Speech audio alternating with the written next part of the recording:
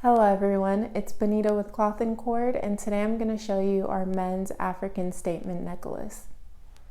This African multicolor bib is a major fashion statement. It consists of two bibs in one. The necklace is handmade with sunball brass beads directly from Ghana and wound globe beads that were individually made by hand using something called the lost wax process. The small gold beads are also handmade and waxed. In the back, a leather end cap and a 4-inch extension chain is used to complete the necklace, so you can have the option to hide the leather ends towards the back or show them off in the front. The quality and extensive detail throughout this piece is what makes it a very intricate, detailed statement conversation starter.